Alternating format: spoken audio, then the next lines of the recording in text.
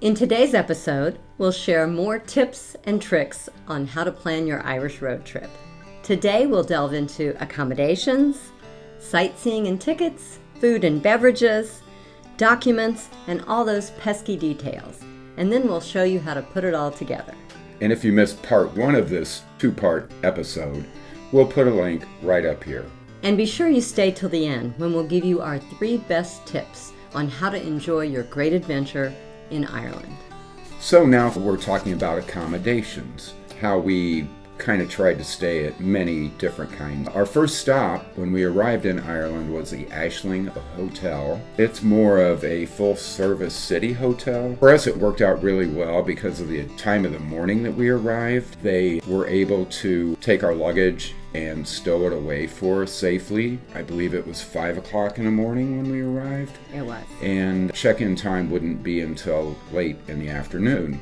I guess the one positive of staying at the Ashling was that they could safely stow our luggage. If you stayed at, say, an Airbnb and their check-in time was a little bit later, you may not have had that same luxury as having a regular hotel to stay in. Everything there was first class. The service was everything you would expect in a hotel like that. It was a little expensive, but we budgeted for it. It gave us a good place to get our bearings, get back on a time schedule. It was highly recommended. Our second stay was in Galway, and we stayed 3 nights at an Ireland B&B. We stayed at Avoca house, which was in the Merlin Park section of Galway. There were a lot of advantages to this.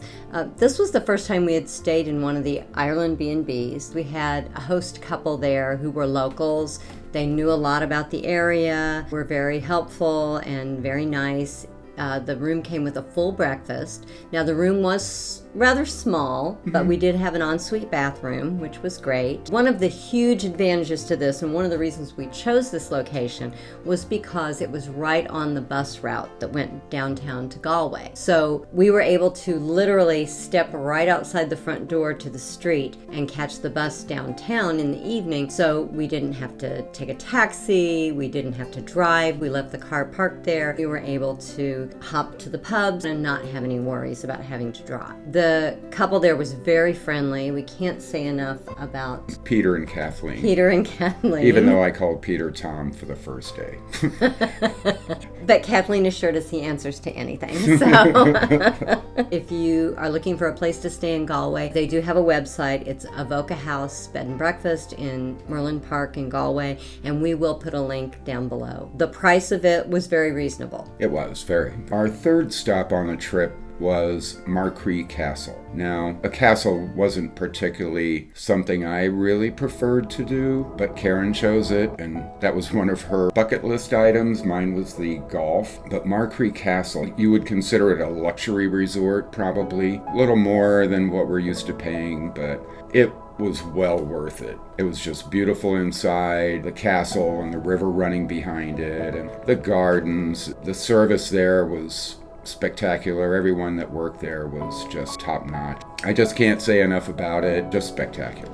We had an amazing breakfast in the dining room there. Yes. And we did pay separately for dinner. We can't say enough good things about it. And comparatively, when you look at other castle hotels, it was very reasonable for what you got, actually. It was. The next place we stayed was in Letterkenny in the Mount Argyll Hotel, which is a conference hotel. It was a large facility. They actually had a theater there, in fact. We were just doing a quick stop there. They also had a spa. They had a whirlpool and a swimming pool and all that. Since it was a quick stop for us, we did not make use of those. We were on a wing that was newly renovated, and we had a beautiful room. The bathroom was lovely. The only problem was the elevator did not stop at that floor for some reason. Some people that might cause a problem for, but I would guess as long as they had a room on another floor, they would be happy to move you there. The staff was very nice. Because we were doing a quick turnaround that night, we had dinner in the bar and met a couple of local young men that were working there, and they were very friendly, quite the ambassadors for the local area. Yes. And were just wonderful to talk with. The food was amazing home pub fare. It was not extremely expensive, reasonably priced. We would stay there again. Absolutely. Yeah. So our fourth location that we stayed in was the kiln wing of the old corn mill in the village of Bushmills. Now, this also could be one of my favorite places that we stayed in. It was part of the historic properties. We wanted to go to the Giant's Causeway, and Karen found the kiln wing in the village of Bushmills. It was just perfect. It was right downtown in the small village. You could walk from one end of the town to the other. But the kiln wing was, it's right on the river bush. The sound of the river rushing by was very soothing at night. And then the town, the people there were great. Wouldn't trade that experience for anything. No. The kiln wing was a self-catering accommodation, so you did have kitchen facilities. We did not cook while we were there. We did fix coffee and things like that. We did bring some carry-out home a night or two just because we were out having fun, meeting people, and we would rather talk to people than eat when we're out. But we had the whole place to ourselves there. We also had an enclosed courtyard that we could park our vehicle in. There is a requirement that you book at least 2 nights in the National Landmark Trust properties. It's so close to so many things that you might want to see. The Dark Hedges, Giant's Causeway, Moosenden Temple and Downhill Domain, Bushmills Distillery. It's a great location to be in. The price was a little on the higher side, but not bad, considering you had the whole place. It also had a washer and dryer. So the last place that we stayed was the Carlton Dublin Airport. The reason we chose that was because it was easy for us to return our rental car, and then we could get a shuttle from the rental car place to the airport, and then a shuttle from the airport over to our hotel, and then the shuttle back to the airport in the morning. It's a lovely hotel, pretty standard airport hotel, very nice though. The staff was great. The shuttle service was free. The restaurant and bar there were very nice. We got there the same time as a lot of other people, and so rather than stand in the lobby and wait in line, we would just go to the bar, and we sat around the bar and met a couple from Canada who had just spent a week in Ireland, and we met a law enforcement officer from the state of Montana, and we all sat and talked about our experiences in Ireland, and it was great fun. Kind of nice to recap. It was, and to hear other people's opinion of Ireland and how they enjoyed it. But an airport hotel is very convenient. It's not the most unique thing in the world, but we had stayed in unique properties already, and this was strictly about convenience. So we tried to stay in a variety of different properties that met different needs, and we enjoyed all the places that we stayed. Now, there are other options that we did not stay in. There are hostels throughout Ireland offering inexpensive dorm-style rooms with cooking facilities on site and the opportunity to meet new people. However, there's not much privacy, and they can be noisy. Also, they may have limited hours. Airbnbs offer a wide variety of selection, from single rooms to whole houses. They may, however, include a hefty cleaning fee. Also, be sure to check parking and/or proximity to transit and read all the details of what is and isn't included. Golf resorts and spas offer nice amenities, but can be expensive. However, if you're playing golf or going to the spa, you can sometimes get a great discount on your greens fees and spa packages when you're staying. Last but not least is the Mooch March, where you travel from place to place, staying with family or friends. This will of course determine the location of your stays, but you can't beat the price. But the most important thing to remember when booking your accommodations is to read recent reviews. We'd like to take just a second to thank our subscribers. We were fortunate enough to hit over 500 subscribers. Yep. And over 50,000 views on our channel so far. Yay! Thank you very much. We want to give a special shout out to the people who comment. We've learned so much from you guys, and we really have enjoyed interacting with you. We especially want to thank Uncle Pick, Gallo Glass, and Marie B. And we'll be naming more of our subscribers as we go along, but we just wanted to take a second to thank you all for everything. The next area that we want you to think about is sightseeing and tickets. In the last video about planning, we had you make a list of all the things you wanted to see and do. So this is the time when you need to go online and find out how much are tickets, how far in advance do you need to get those tickets, what hours are they open, and start putting those into your itinerary. and putting them into your budget. Some of the tickets that we had for things we purchased with our package from CIE Tours for our independent travel.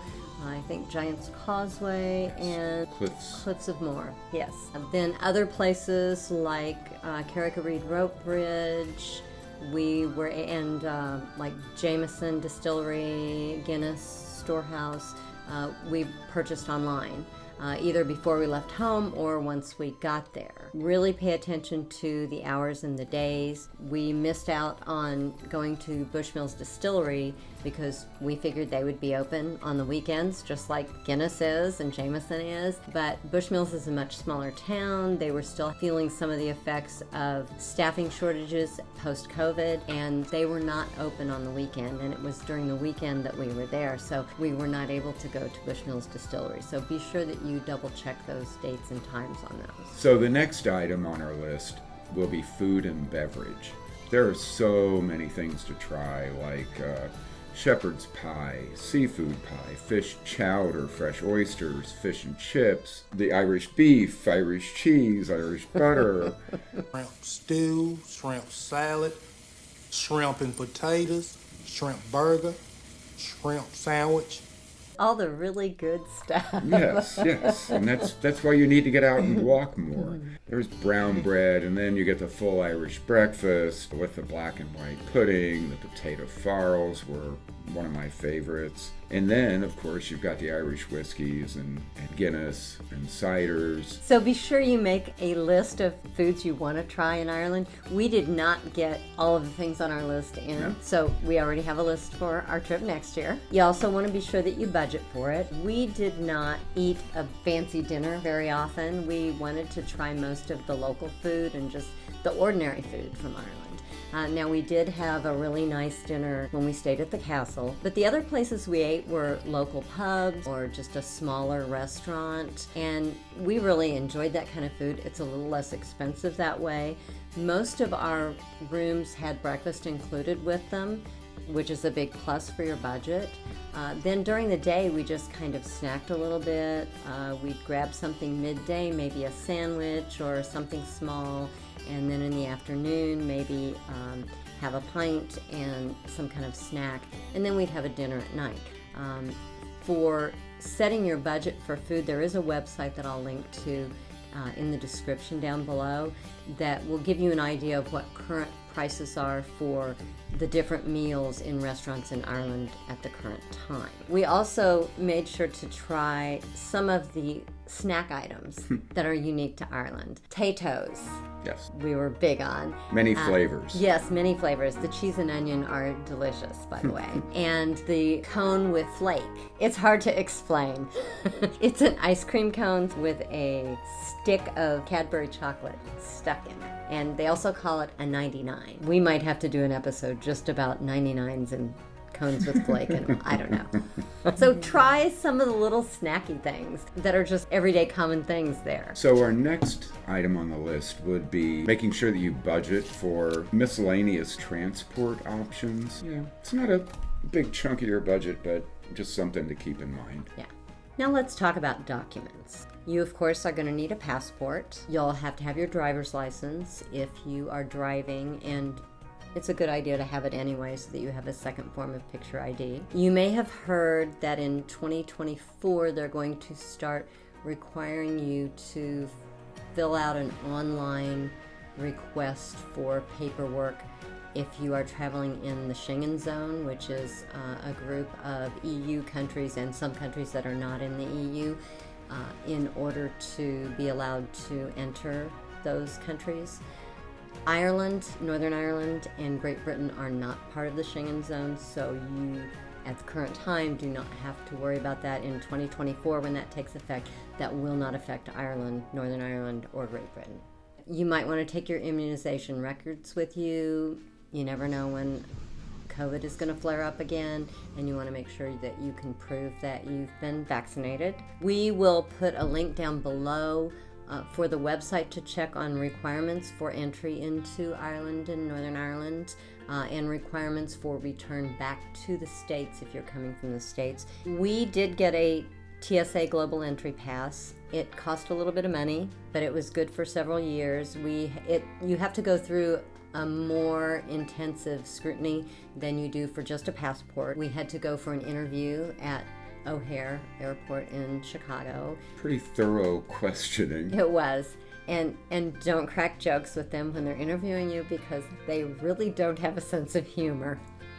It was fine once we got through the whole process, but during the process you don't want to make too much light of anything. No. And they're allowed to be serious. They're protecting us and keeping us safe. Yes. So, but what that allowed us to do was, when we were going through customs returning to the U.S., that allowed us to simply go up to a machine and scan our passport. If it asks you a few questions on screen, it prints out a ticket, like a receipt, and you take it up to the window, answer a few questions, and you're through there. We did not have to stand in a long line. There were a lot of people who did, and it was well worth the money. I will put a link to the information about getting TSA Global Entry Pass down below as well. Now we're going to cover a bunch of miscellaneous items. First one would be money, whether you take cash or use credit cards. We did a little combination of both. We decided that we also wanted to have euros and pounds, because we weren't sure in some of the smaller towns if they'd be set up for credit cards and such. And most places actually were. Yeah, there were very few places that required cash, but it was nice to have cash just if we were picking up just small things. Right. We did carry 2 different credit cards, so that if something went wrong with one of them, there was a glitch in the system or the system went down, then we did have a different credit card that we could use as a backup. You need to think about what you're going to do for phone and data on your cell phone. We actually purchased a plan from AT&T, who's our provider on our cell phones, and we paid a rate, I think it was $10 a day for each day that we used it during the time we were gone, and it capped at a max. So once you got to a certain point, it didn't cost you any more. That was unlimited data and unlimited calling. So it worked really well for us. Some people have their phone unlocked and buy a SIM card locally when they get there. We have not done that, but we will link to a video down below that will tell you all about that and how to do that. Our daughter, actually, when she travels abroad, uses Facebook Messenger, because all you have to have for that is a Wi-Fi connection. And you can actually do Facebook video calls, and that was at no additional cost. And it works very well for them. Find out what works best for you. You might want to add a conversion app onto your cell phone. It was just really nice to have that. Chris had his own way of doing it. I had a little plastic laminated card which explained the conversions to me. There's old school and there's new school, and Yeah. They're both good. It's all good. So this is my fun little part here. So we've got a conversion plug here. It's got 4 different options here. This one is actually USA and China. This one is Europe. This one is the UK. And then this one is Australia. Interesting little switch here that says either adapter or converter. And I'm not going to get into that right now, but just so you know, it's there. Yes. In our later video on mistakes we made, I might have torched a little charger for my phone, pushing the wrong button on that. But and then the one thing I noticed today, not to rub it in, but it's got a little warning sticker here. It says USB ports only work in adapter mode. I know. Reading is a skill, right? Yep, I better go now. Also, on our phones, there's a weather app. We would check that every morning when we would get up, and just check that. And just like the Irish say, if you don't like the weather, wait 10 minutes and it'll change.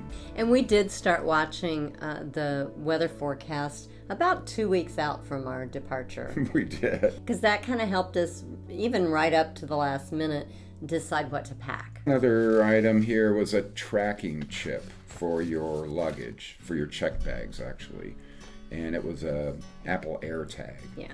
And it worked great when we tested it, and fortunately we didn't need to implement the use of that while we were on our trip, so everything went well. It did. So in putting it all together, you've got your budget, you have everything on your itinerary that you're going to do. Go through your wipe-off board or your spreadsheet, depending on which one you're using, and start from the time you leave home till the time you return home, and go through every single day and make sure that you have tickets for everything, make sure that you have the times down, make sure that you have locations and that everything matches up. But just go through every single day, every item, and make sure that you have all your bases covered. Because when you do, you may find that you've missed something. Oh, we didn't think about how we're going to get here. All right. And that will save you a lot of trouble. We had a few glitches in our trip. Nothing catastrophic, Nope. But we did have a few glitches, which we will share with you in a future episode. And I think that would apply more to someone doing an individual trip, more like what we did, rather than being on a tour. Right. Because you do have someone scheduling things for you and where you're going to be at what time. So. Right.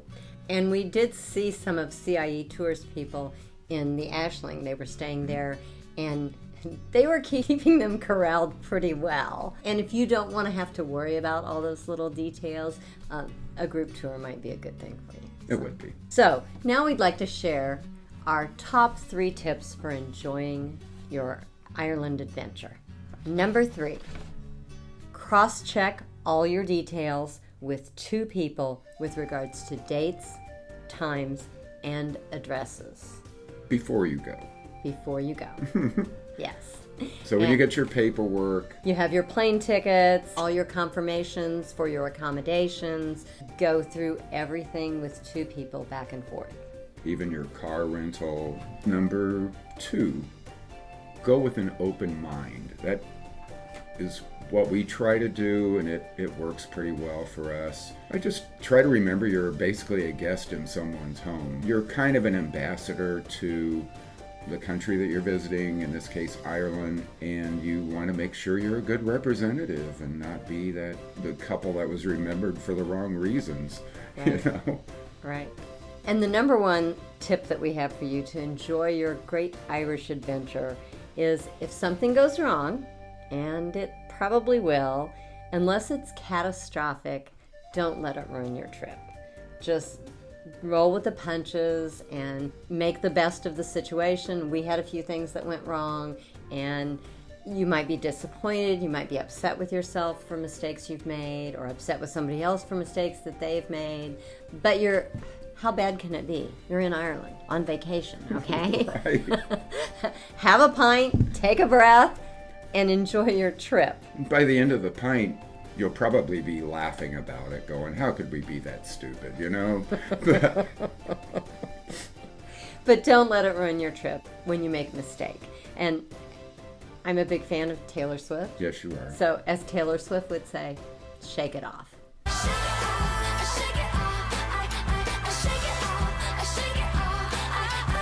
We'll see you next time. Thanks very much. Have a good night.